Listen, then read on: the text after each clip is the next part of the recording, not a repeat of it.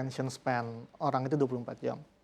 Jadi tujuan dari media-media ini kan sebenarnya berebut yang 24 jam gitu.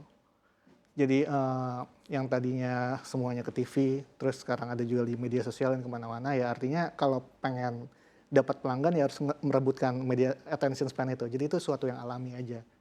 Bedanya dulu belum ada kebiasaannya, belum ada habitnya. Orang belum terbiasa, masih ragu-ragu, mesen dari Facebook, dari WhatsApp dan segala macam, dan sistemnya masih belum ada. Tapi sekarang udah ada semua, orang udah terbiasa dan segala macam. Jadi yang media sosial seperti TikTok ini ya tinggal dicoba lagi aja, karena orang udah terbiasa pesan online, dia bisa ngeliat di TikTok lebih gampang dan lebih cepat, bisa dijangkau lebih mudah. Itu kayaknya suatu yang alami aja. Artinya ada perubahan tren? Ada, kalau tren dari dulu kan sebenarnya orang udah jualan dari Instagram, dari Facebook kan, tapi kan masih ribet kan. Masih harus WhatsApp, masih WhatsApp lagi, harus masih ntar barangnya datang apa enggak, bayarnya gimana, sampainya kapan. Kalau sekarang kan infrastrukturnya udah ada. Ya semakin gampang aja, semakin mudah, dan otomatis media sosial juga akan mencoba menjangkau ceruk baru ini gitu. Oke, saya akan ke Mbak Arsy. Mbak Arsy, kalau misalkan kita melihat begitu ya, jadinya kalau misalkan melihat tadi banyak orang yang beralih begitu ya ke platform yang sungguh sangat menarik begitu ya secara online. Ini apakah pasar belanja online perlahan-lahan akan mulai direbut aplikasi berbasis medsos, dan apakah ini akan menjadi ancaman bagi e-commerce? Oke, jadi sebetulnya hal yang dilakukan penjual atau pengusaha di medsos itu, Mbak Safira, untuk mempromosikan produk ini mirip jadi salah satu bisnis model e-commerce itu di awal, classify ad atau iklan baris kita bilangnya ya. Perbedaannya sama e-commerce yang retail dengan yang iklan baris itu, semua bentuk transaksinya itu kan melalui sistem elektronik, dari mulai pemilihan barang, pembayaran, hingga pengiriman terjadi dalam satu ekosistem tertutup. Nah, kalau misalnya yang iklan baris atau classify ads, atau sekarang juga social commerce, social media commerce kita bilangnya, penjual hanya menggunakan platform untuk informasi produk jasanya aja yang mereka jual. Jadi selanjutnya transaksi pengiriman bisa diatur secara terpisah antara pembeli dan penjual. Nah, bedanya dalam dua model bisnis tersebut, platform itu biasanya mengumpulkan data lebih banyak tentang penjual untuk bisnis yang iklan baris atau classified ads. Jadi sebagai bagian dari perlindungan konsumen. Sedangkan untuk membuka account medsos biasanya hanya memerlukan alamat email saja. Jadi dari sisi perlindungan konsumen tuh jelas juga ya bagaimana platform itu lebih detail untuk mengumpulkan data untuk mengatur perlindungan konsumennya dibanding yang memang kita bisa lazy login atau kita hanya memerlukan alamat email saja di social commerce. Dan mungkin ini bentuk adaptasi ya dari konsumen juga. Tadi mungkin disampaikan kita kan daily menggunakan social media itu mungkin lebih sering dibandingin platform e-commerce yang on demand pada saat kita butuh kita cari. Nah, opportunity itu diambil untuk kategori social commerce, dan kami rasa memang itu pasti akan terjadi sih, dinamika untuk perkembangan ekonomi digital pasti akan melihat potensi ke arah sana. Oke, baik, saya akan ke Mas Demis. Mas Demis, kalau misalkan melihat begitu ya, tadi juga kita lihat video sebelumnya banyak pedagang offline yang memang mengaku begitu mendapatkan pendapatan utamanya justru dia dari memperdagangkan barang dagangannya melalui medsos secara live itu. Dan apakah ini akan bisa jadi pesaing, dan kalau misalkan kita lihat perubahan perilaku masyarakat ini bisa menjadi celah yang diambil medsos untuk bertahan atau seperti apa? Atau akan ada tren-tren perubahan baru lagi bagi masyarakat sendiri?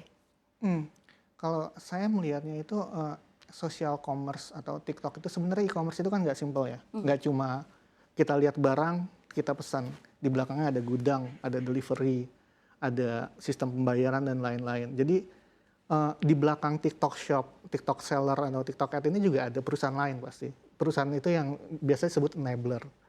Belum lagi ada kayak, sebenarnya social commerce itu luas kan. Ada yang group buying, yang arisan lah istilahnya. Terus ada yang enabler, terus ada yang retailnya ke bawah dan segala macam. Apa yang beda dari TikTok itu sebenarnya karena mereka nyebutnya pengalaman belanjanya itu muter, nggak putus. Jadi setelah orang beli, orang masuk ke TikTok lagi, dia kasih lihat barangnya, orang lain ngeliat, orang lain itu beli lagi, orang itu mamerin lagi. Jadi yang namanya, mereka nyebutnya infinity loop gitu. Jadi nggak putus-putus, nggak kayak e-commerce yang lurus. Tapi dengan makin banyaknya orang belanja di TikTok Shop, bisnis e-commerce di sekitarnya juga pasti akan lanjut. Dan tipe-tipenya barang juga apa sih yang biasanya kita beli sambil iseng, sama apa yang kita benar-benar beli kita ke toko. Kalau di offline ya perbandingannya itu aja sih. Oke. Ada pasarnya sendiri-sendiri. Ada pasarnya sendiri-sendiri. Saya akan ke Mbak Arsy. Mbak Arsy, ini apakah e-commerce juga masih optimis bersaing melihat sejumlah fitur-fitur medsos kini seakan juga menjadi online marketplace, Instagram dengan fitur business page-nya, dan TikTok yang juga mempunyai 2 fitur begitu ya, ada fitur live keranjang di TikTok Shop atau live streaming. Ini apa pandangan Anda? Ya, jadi memang kalau live streaming ini dari awal itu tuh platform e-commerce sudah punya fitur ini ya sebenarnya. Ya, jadi dengan memberikan opsi katalog baik secara live streaming ataupun gambar itu kita memenuhi daya beli konsumen. Jadi kami lihat untuk mendorong pembelian di platform, memang platform tuh menggunakan berbagai berbagai kemajuan teknologinya, tapi memang kalau bisa dari pandangan saya, kalau social commerce ini bisa dibilang mungkin game changer juga ya. Kita tidak perlu mengenerate segitu banyak followers untuk laku, yang penting hanya rajin live, itu mereka dapat transaksi sebanyak-banyaknya gitu. Tapi tadi setuju yang dikatakan, di belakang itu pasti ada ekosistem, ada chain yang support.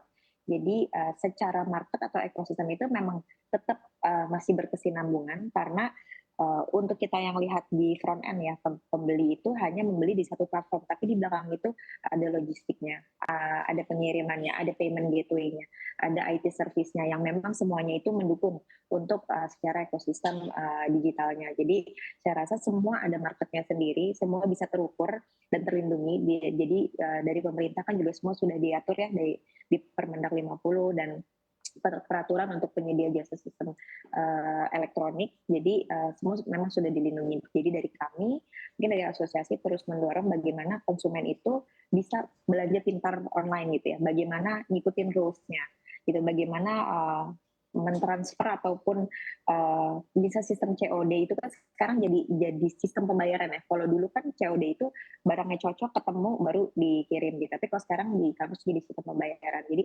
apabila terjadi isu-isu, memang sejauh itu di platformnya, di platform e-commerce itu akan ditanggulangi sama e-commerce-nya. Jadi kita tahu di mana kita harus mengadu pada saat isu terjadi, dan kita juga tahu bagaimana kita menjadi smart buyer istilahnya. Karena kalau misalnya kita bertransfer secara manual, ya itu dananya langsung ke seller gitu.